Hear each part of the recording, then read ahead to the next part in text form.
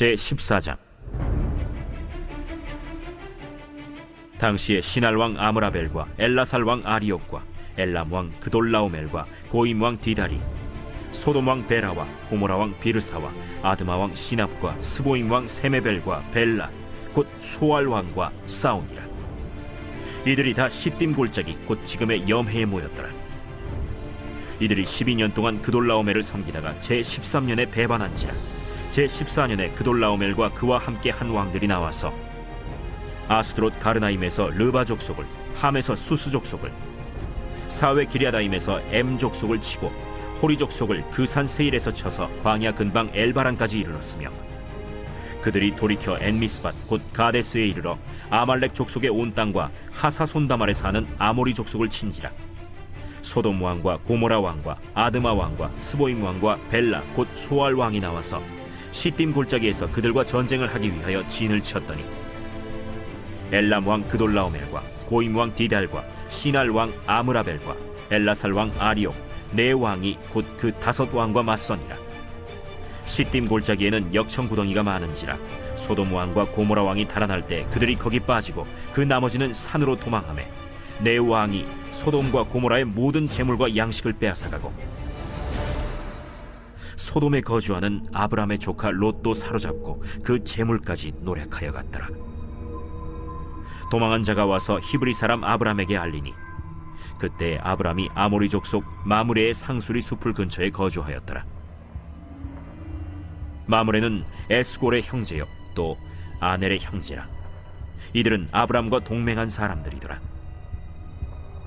아브람이 그의 조카가 사로잡혔음을 듣고 집에서 길리고 훈련된 자 318명을 거느리고 단까지 쫓아가서 그와 그의 가신들이 나뉘어 밤에 그들을 쳐부수고, 다메섹 왼편 호바까지 쫓아가 모든 빼앗겼던 재물과 자기의 조카 롯과 그의 재물과 또 부녀와 친척을 다 찾아왔더라.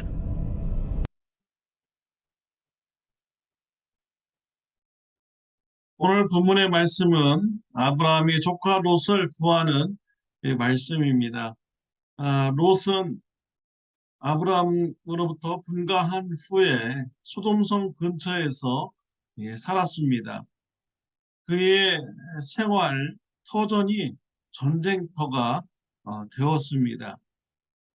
동방에서 온 연합군과 사해바다 근처의 연합군이 전쟁을 하였습니다.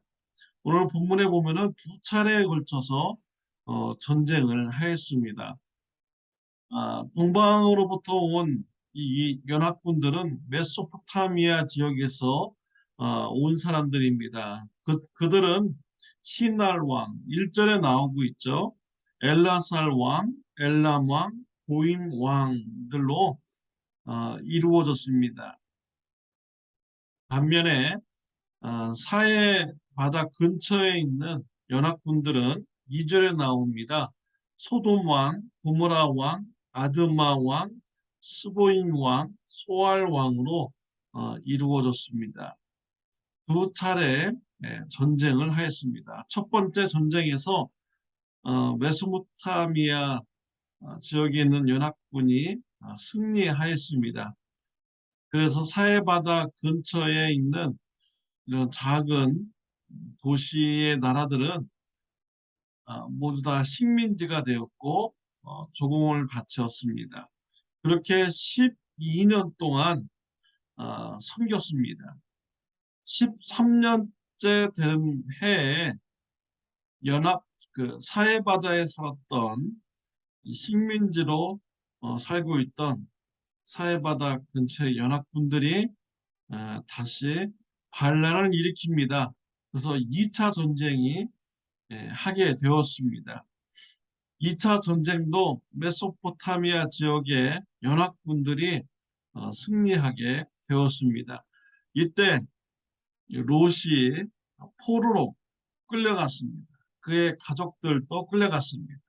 그의 재산도 모두 빼앗겼습니다. 이러한 소식을 아브라함이 듣게 된 것입니다. 아브라함은 집에서 훈련시킨 318명의 군사들을 데리고 조카 롯을 구하러 갑니다. 이러한 것은 매우 무모한 일입니다. 아브라함의 군사들은 집에서 훈련된 이런 사람들이죠. 그의 반면에 메소포타미아 연합군들은 그 나라의 정규 군대입니다. 아주 뭐 전쟁하기로 잘 훈련된 이런 군사들인 것이죠. 그런 군사들과 싸워서 이기겠다고 지금 아브라함이 나간 것입니다. 매우 무모한 이런 행동인 것입니다. 어떻게 318명의 그런 사병을 가지고 정규군을 이길 수가 있겠습니까? 그런데 왜 이런 무모한 전쟁을 아브라함은 시작했습니까? 조카 롯을 생각하기 때문이죠. 조카 롯을 불쌍히 여기고 구원해야겠다는 이런 마음이 있었기 때문에 무모한 행동이라도 이 아브라함은 하게 된 것입니다. 이 전쟁의 결과는 어떻게 되었습니까? 아브라함이 승리했습니다. 아브라함이 잘 싸워서 승리한 것입니까? 아닙니다. 아브라함이 비록 밤에 기습 작전을 통해서 전쟁에서 승리하였다고 하지만 인간의 그런 노력, 공로로 지식으로 승리할 수 있는 이런 전쟁이 아닌 것이죠. 오늘 본문에는 안 나오고 있지만 내일 본문 20절 말씀에 보면은 예루살렘 왕 멜기세덱이 와서 아브라함에게 말합니다. 너희 대적을 내 손에 붙이신 지극히 높으신 하나님을 찬송할지로다 라고 하였습니다. 이 멜기세덱 하나님을 섬기는 제사장입니다. 그 제사장이 전쟁에서 승리의 그 원인을 밝혀준 것이죠. 하나님께서 아브라함에게 승리를 주셨기 때문에 전쟁에서 이기게 되었다고 밝혀주고 있는 것입니다. 아브라함은 하나님의 은혜 때문에 전쟁에서 승리하게 된 것입니다. 도저히 이길 수 없는 전쟁에서 하나님의 은혜로 전쟁에서 승리하게 된 것입니다. 하나님은 전쟁의 하나님이십니다. 전쟁의 승패는 하나님께 달려 있습니다. 신명기 3장 22절에 보면 너희는 그들을 두려워하지 말라. 너희 하나님 여호와께서 친히 너희를 위하여 싸우시리라 하였노라 라고 했습니다. 여호수아가 가나안 땅에 들어가는 것 주저할 때 하나님께서는 두려워하지 말라고 했습니다. 하나님께서 함께 싸우겠다고 말씀해 주셨습니다. 하나님께서는 그의 백성들이 전쟁에 참가할 때 함께하여 주시고 승리를 주시는 분이 바로 우리 하나님이신 것입니다. 저와 여러분들은 지금 영적 전쟁을 하고 있습니다. 하나님의 나라 군사로서 사탄의 나라와 우리는 영적 전쟁을 하고 있는 것입니다. 두려워할 필요가 없습니다. 이미 하나님께서 영적 전쟁의 승리를 이루셨습니다. 예수 그리스도를 죽음에서 부활시킴으로써 죄의 권세, 죽음의 권세, 사망의 권세를 물리치셨습니다. 우리 하나님께 생명이 있는 것이죠. 예수님의 그런 죽음으로 인해서 우리의 죄가 다 용서받게 됐고 우리는 사탄으로부터 누임받아 자유인이 되었습니다. 이제는 우리가 하나님께 속한 자가 되었고 하나님의 나라를 위해서 싸우는 그리스도의 군사들이 되었습니다. 영적 전쟁에 우리는 참여하게 됩니다. 두려워할 필요 없습니다.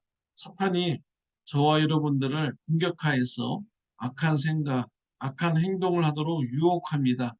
우리는 그때마다 예수 그리스도의 이름을 붙잡고 담대하게 싸우시기를 바랍니다. 물리치시기를 바랍니다. 예수님의 이름의 능력이 죄의 권세를 이길 줄 믿습니다.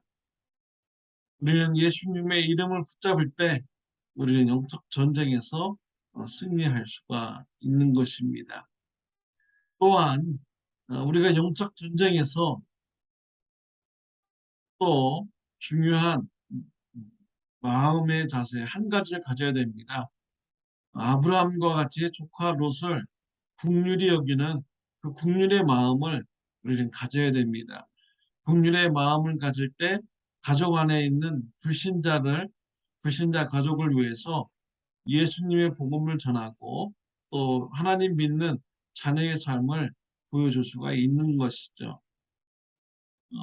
이웃을 향한 국률의 마음을 가질 때 우리가 불신자 이웃들에게 예수님의 복음을 전하며 예수님의 말씀대로 행동하고 순종하는 모습을 보여줄 수가 있는 것입니다.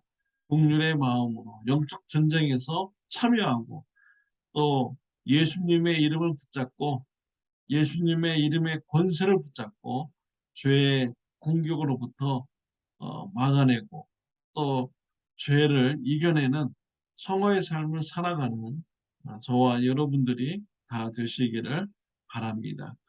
기도드리겠습니다. 하나님 아버지 감사합니다. 영적 전쟁에서 우리는 늘 패할 수밖에 없는데 예수 그리스도께서 죄의 권세, 죽음의 권세를 이기심으로 우리에게 영적 전쟁의 승리를 예비해 주셨음을 감사드립니다. 사탄이 공격할 때마다 예수님의 이름을 붙잡고 대적하게 해주시고 영적 전쟁에서 승리하는 저와 우리 성도님들 되게 하여 주옵소서. 긍휼의 마음을 갖고 불신자 가족들, 불신자 이웃들에게 예수님의 복음을 전하는 영적 전쟁에 참여하는 자가 되도록 축복하여 주옵소서. 예수님의 이름으로 기도드렸습니다. 아멘. 좋은 하루 되시기를 바랍니다.